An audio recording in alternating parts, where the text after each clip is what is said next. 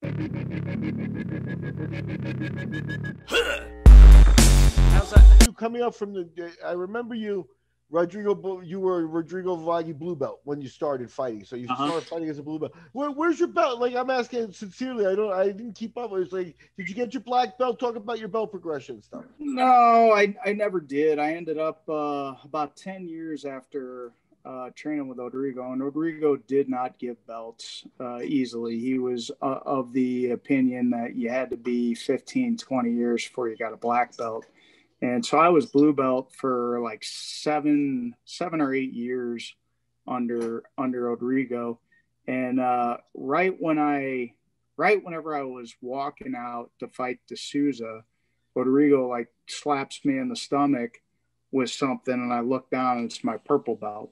I was like, oh, cool. So, I did that, and, I put that on, went out, I fight and stuff. And I think like, I don't know, 2 years later, there was just, here's what I basically say. I think Rodrigo handled me the wrong way, and I left the wrong way. I just basically, I ended up at that point in my life. I think I had fought for the UFC and I lost. And in my head, I was, what am I going to do now? I told you guys in the beginning, I was really looking to take care of my parents.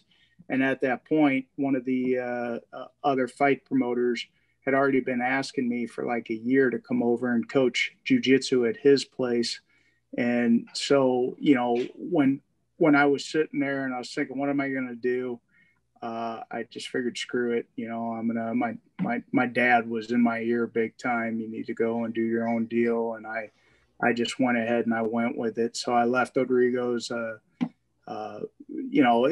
was, even talking about it now, it's a rough deal because we were all so tight. And, we all had the same tattoo on it. You knew all those guys, Rodrigo and Mike and Todd Fox and Brian Guidry and Hal Goodman. We were just all so tight and stuff. And so I ended up, I left, I opened my own gym and I went from there. And of course, as soon as I did that, I was blackballed from Rodrigo, and I wasn't ever, I wasn't in it for a belt. I didn't care. I tapped out plenty of black belts, my whole career. I had been tapped by plenty of black belts, it was just one of those things. I figured, screw it.